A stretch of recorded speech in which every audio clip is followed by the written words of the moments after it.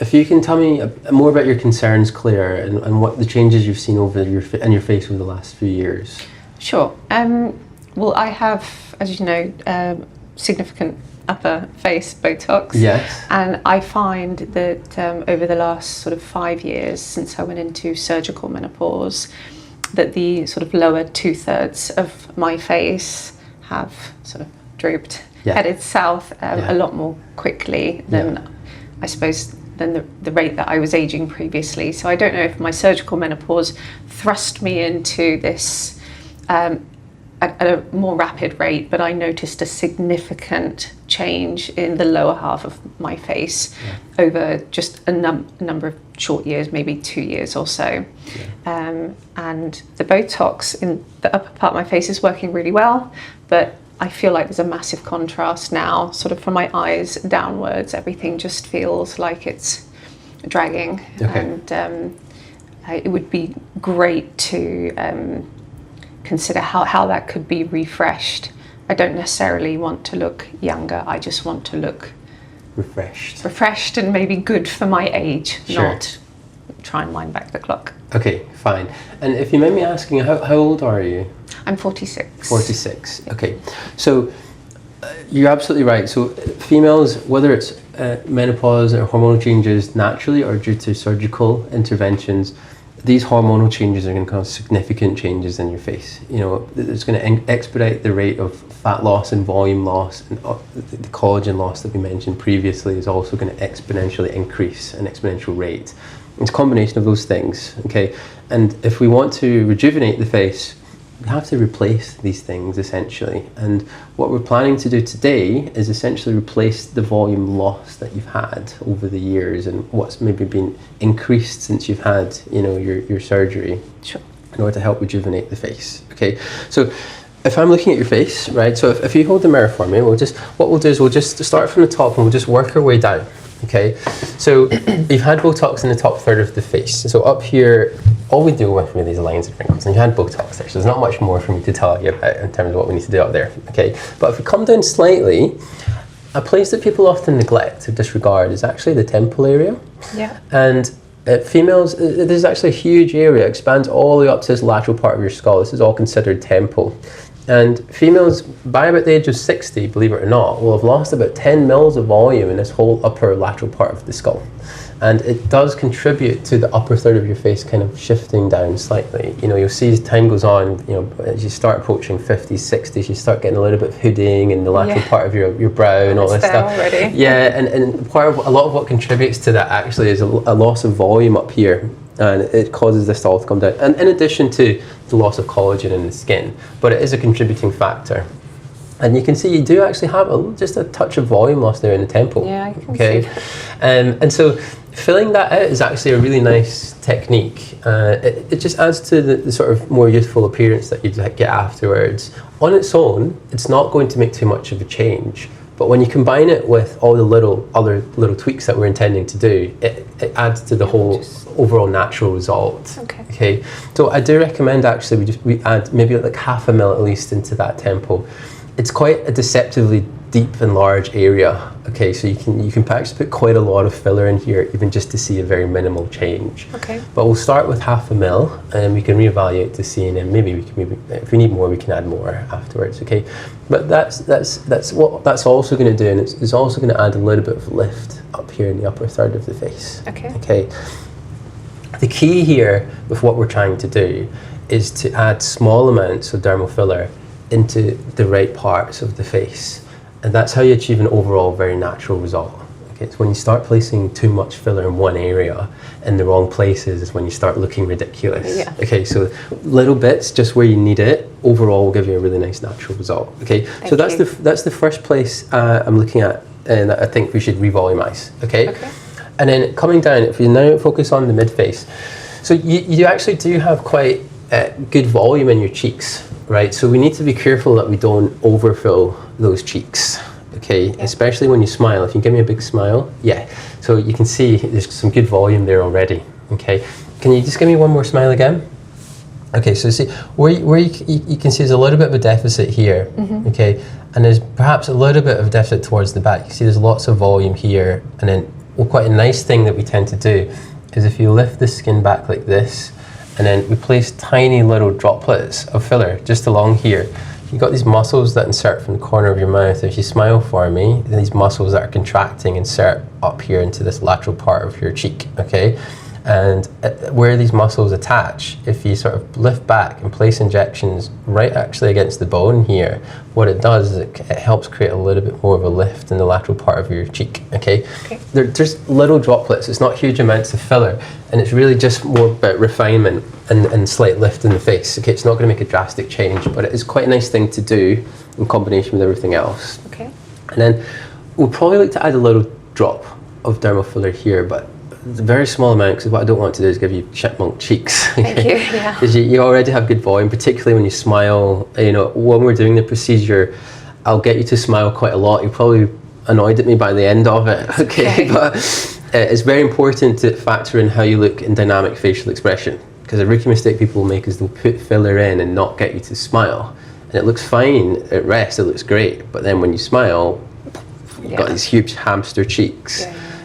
So I would be getting you to different facial expressions throughout, okay? Because I'll try my best, because this is stopping me from smiling too much. If you can. Yeah, my smile's going down at the moment. Yes, That'll come back in its own. So that's probably what we'll do in the mid cheek. Okay. Okay, and then towards the back of the face, there's kind of like 4 lift points we can use to add some support to help create a little bit of lift. So down the side of your face, you have this sort of functional line of ligaments that divides the front to the back of the face. And the 2 lift points we've already discussed. So the temple and the lateral cheek can help create a little bit of lift. The third one is in this pre-auricular area, just in front of the ear. So, you know, as we age, this is another place where we start to lose volume. You can see a lot of people you see start to become quite gaunt here, actually, as time goes on. And the lack of that structure causes the frontal third to kind of shift, and it contributes to, you know, the shadows that you see here with all the tissues moving forward.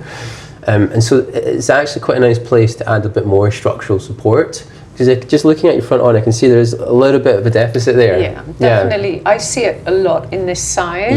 Yeah, I can see it. I don't know if it's less in this side. It is less in my that mirror side. at home, as the light comes in a certain way. No, you're right. But I feel like it's more on this side than this side. Yeah, it is. And that's fine. Everyone's face is slightly asymmetrical, and you never really tend to place the same amount of filler on both sides of the face. You know, you look to correct the symmetry just by tweaking the amounts ever so slightly. So the likelihood is we'll probably put more on your right side here as opposed to your left side. Okay. But that's another place we'll look to revolumize, just to help add a little bit more support here towards the back of the face, okay? And then one of your primary concerns is you've had masseter Botox before, haven't you? Yeah. Yeah, okay, and it's over-slimmed your muscles. It's over-slimmed, and it's preventing my smile. Yeah. So, at the moment. Yeah. So basically what's happened here is often when people are trained to do masseter Botox, they'll tell you to draw a line between the corner of your mouth to the tragus of your ear, and as long as you're below that, you're technically in the safe zone. But actually, there's a muscle called your rosores muscle, which runs exactly along that line, and even if you're like a centimetre or 2 below that safe zone, Botox often has a bit of 1.5 to 2 centimetre dispersion around where you inject. Yeah. So quite often, even if you're 2 centimetres below that line, sometimes the Botox will seep up into that rosores muscle, and it will cause, it can cause problems with smiling, which has happened in your case, unfortunately. However, it will come back with time, okay? But the slimming of the muscle hasn't done you any favours. No, because you're already slightly heavy towards this part of the face, and losing that support has likely made things worse, hasn't it? Yes. So we need to add the support back. We need to put it back, okay? So a little bit of filler just towards the back of the jawline. Okay, the approach we'll take is right at the angle of the jaw. We'll place a bolus of dermal filler. This will give you a nice bit of structure, and it will give you some nice definition just at the angle.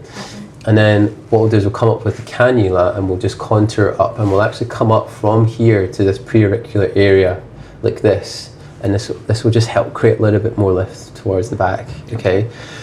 So that's what we intend to do in terms of structural support towards the back of the face to help try and lift things back up again. Okay.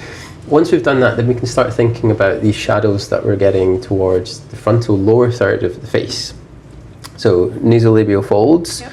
You might look to place a little drop of something very, very soft. Okay, I tend to use the softest filler I can possibly find here in the nasolabial folds, because if you use something thicker, it can often be quite visible under the skin. So we use something really, really soft here, and then where you have these little shadows forming in your marionette lines, we'll probably just place a little bit of something super soft here. Thank you. It's not going to get rid of it completely, but it will certainly help improve the appearance of it and lighten the shadowing that's occurring at the moment. Okay. So if you tilt your face to the side for me, okay, I'm just going to place this just here. Yeah, so we probably would look to add a small drop in the chin. Yeah. Okay, so when we talk about the chin, we're talking about profile balancing. And profile balancing, what we're referring to is basically the relationship between your nose, your lips, and your chin from the side, and often the jawline as well. And there's a measurement we use called Ricketts line. Okay, it's not an objective measurement. You shouldn't use it definitively in your clinical decision making, but it can help you guide your decision making. Basically, your nose, your lips, and your chin should touch this straight line. And when I'm measuring it for you, you could argue there's a little bit of a recession in your chin in comparison to the projection of your nose. So a little bit of chin filler here probably would help. Okay. The other thing as well is if you have a look in the mirror, so the fillers towards the back of the jawline is just going to help create a little bit more support, okay? But if you look at the frontal lower part of the jawline, you have your chin and you have these little bits of curvature going on either side. So the first thing we'll do is add just a little bit of structure here, but often in order to taper this, because what we want to do is we want to make this look as straight as possible. Yeah. Now you've got like curve towards the back and a curve towards the front. The filler towards the back will help with that curve, but sometimes what we can do is we can actually place a little bit here in addition to the chin filler, and it will just taper this all off very nicely, so you don't have the appearance of these little curves that you see. We'll make that decision after we place the chin filler in, because actually when you place the chin filler and the jawline filler, actually it's kind of, you can imagine it stretched it out in both directions, so you might not even need to do that. Okay. But that'll probably be one of the last things we consider, okay, after we've done everything else. Okay. That's the plan we'll take. It sounds like a lot of areas, and it is a lot of areas, but like I said, the key is to do small bits in a lot of areas. That's how you achieve a really natural result. Thank you. Okay, so that's what we'll do today. What do I expect in the next 24, 48 hours? Yes, so slight swelling, always slight swelling. You know, we're going through the skin with the needle, so there's going to be a little bit of local trauma there. So small amount of swelling, not a huge amount. I always say the swelling goes in about 48 hours. However, it takes about a week for everything to really fully settle down. Okay. You know, particularly the jaw, the chin. We're going through some thick muscles here actually with some of the injections, so it can feel quite tender for up to a week. Nothing to be concerned about. Okay, it just might feel a little bit tender. There's always a small chance you might have a bruise here and there. Okay, because there's lots of injection points. Try your best to avoid bruising. However, it sometimes happens. It's not the end of the world. Oh, no, okay, yes. It's going to be, if it is a bruise, it's more often than not just a tiny little bruise, and it will go in a couple of days or so. Okay. Avoid anything that's going to bring more blood flow to your face for the next 24 hours, because that's not going to help with swelling or bruising. Exercise, sauna, steam room, that type of thing. Just avoid for a day or so. Okay. In terms of like putting skincare and stuff on like that, I'll try and keep your face clean for the rest of today. You know, there's lots of little entry points we've gone in for with needles and things like that, and there are obviously little channels for potential bacteria to get in, so we don't want any infections. So try and keep your skin clean for the rest of the day. Sure. Try not to touch your face. Okay. When you get home tonight, you can wash your face, you can do all that stuff. Keep your skincare very basic for the next couple of days. Cleanse, moisturize.